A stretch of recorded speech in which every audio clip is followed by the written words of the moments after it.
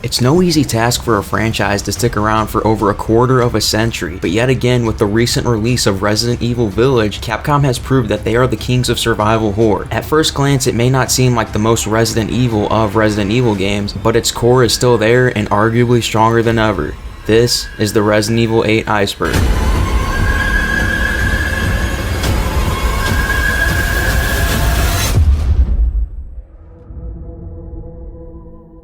So when Ethan goes to buy items from the Duke, he sometimes references familiar lines. Here's what the Duke has to say. What are you buying? Just something an old friend of mine used to say. For those of us who have played Resident Evil 4, we know that that is the merchant's most famous line. What are you buying? This tells us that the Duke has connections with the merchant. Sadly, throughout the entirety of Resident Evil 8, the Duke remained mysterious as ever, so we still have yet to know how the two know each other. Leaks are suggesting that Resident Evil 4 Remake will go in more depth of the merchant's backstory, so maybe we will learn about how these two mysterious characters know each other. Ada was originally planned to be in Resident Evil 8, watching over Ethan and saving him from the church scene where the Four Lords and Mother Miranda meet. In Heisenberg's factory, you come across a room with giant pistons that need to be deactivated. If you leave them going, however, you can bait your enemies into walking right into the trap, killing them and saving your ammunition. So as you progress through the game, the main menu screen will adapt and change to fit the setting of your current progress, switching through day, evening, and night. So there are quite a few hidden areas in this game that you might have missed, the first one being located in Otto's mill near the reservoir. At this hidden location there is a pretty cool secret boss fight as well as a good amount of supplies. The next one is a hidden alpha lichen that appears at the entrance of Luiza's house. This lichen can only appear near the end of the game. And the last one is a secret boss that can be found when you travel back to House Benevito. So there actually is a Dead by Daylight reference in this game. When entering Lady D's castle, this is what you hear. This is a reference to the scream from the intro cutscene in Dead by Daylight.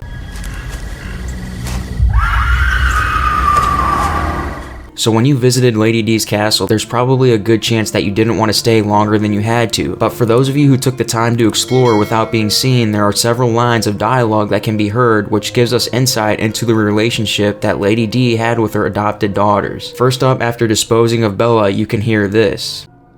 What have you done to my daughter?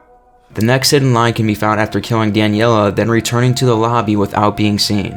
Cassandra, come here now.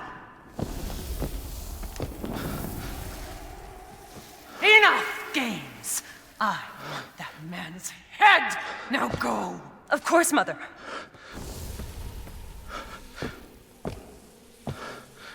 And finally, after killing all three sisters, you can hear Lady D say this.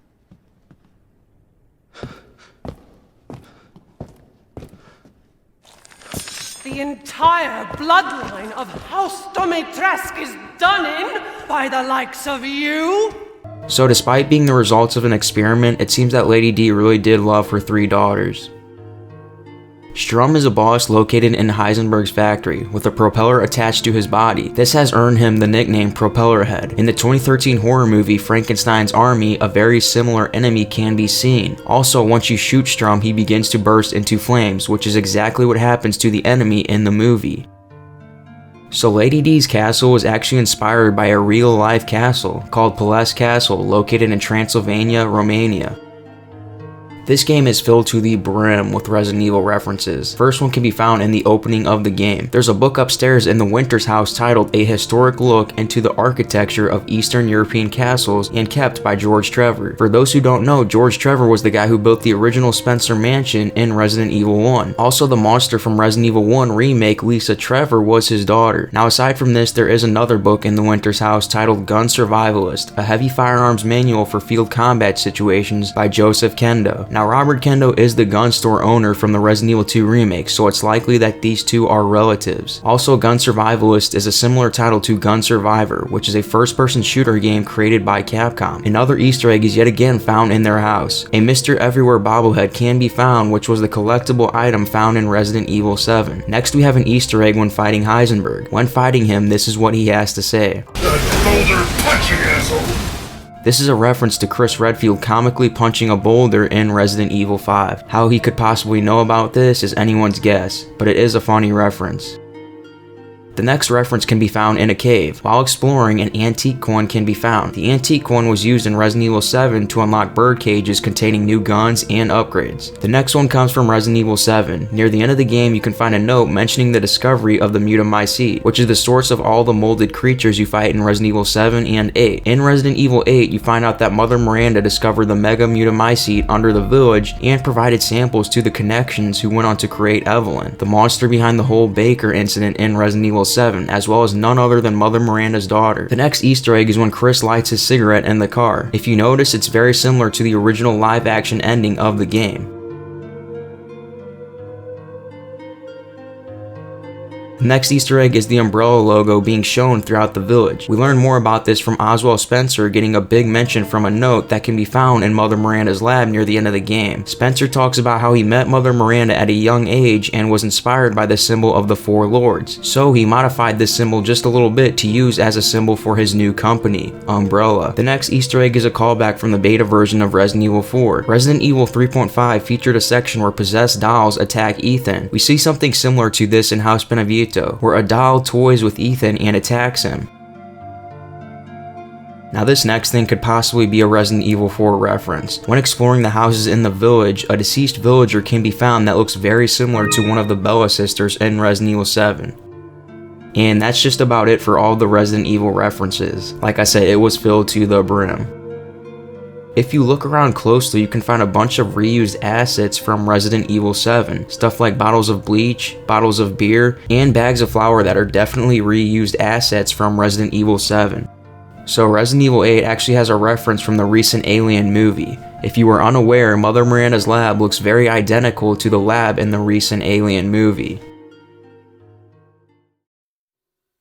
Early designs for the Four Lords had them looking much different. Lady D's old concept was going to be a bewitching vampire with giant garden clippers. Donna Benavieto's old concept was going to be a Benevieto family based around the idea of a ghost family. The family was rake-thin parents and children wearing strange masks. Moriu's concept pretty much stayed the same, except the parasite on his back was originally going to be a girl he once had feelings for. Heisenberg's old concept included his entire family. The biggest difference is that Heisenberg was going to be a pair of twins and their mother was a subject for brain experiments. Heisenberg's father was going to be the leader of the village, and the boss fight with the mechanical mutation was originally going to be him. Aside from the Four Lords, Mother Miranda was an entirely different concept before as well. Originally it was going to be a man that was a leader of the village's religion. He was going to turn into a dragon-like monster, but this idea was later used for Lady D's fight. And lastly, it's worth noting that the Duke originally wasn't going to be the merchant, and instead he was going to be the Fifth Lord.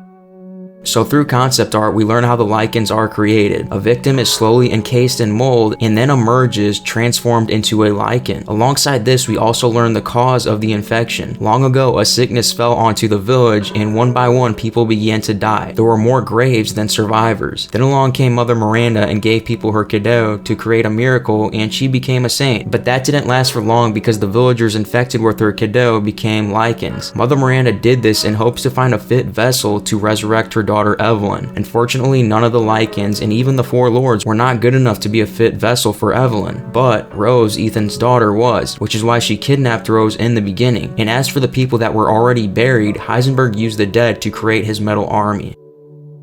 So through concept art, we were able to learn more about the symbolism of the Four Lords. The crest for Benevieto is a moon and sun, symbols of fantasy and reality, as well as the dark of Donna and the bright white of Angie. Moriu's crest is a mermaid, Heisenberg's crest is a horse and a horseshoe, implying he is a strong and sturdy man. Lady D's crest is a flower with two swords, a symbol of feminine power. You can also see a cross in the center, which is associated with vampires.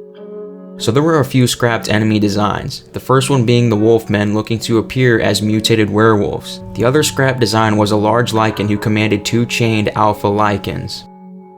So Ethan's constant hand trauma has been commented on by many fans, and in Resident Evil 8 we learn how this is all possible. We learn that Ethan actually was killed by Jack in Resident Evil 7 and has been molded ever since, possessing regeneration abilities. Lady D even foreshadows this. When she goes to suck Ethan's blood, she comments that the blood is getting stale. This is foreshadowing the fact that Ethan is part molded. In the end of the game, we see Ethan stay behind to endure the explosion, while Chris, Mia, Rose, and the Hound Wolf squad escape. After witnessing this, it is a safe assumption that Ethan died, but in the final cutscene when Rose is driving off, we see a figure approaching, causing the car to come to a stop. Now, if you zoom in on the picture, we can see that it is none other than Ethan Winters himself. So with that being said, Ethan's existence still remains a mystery.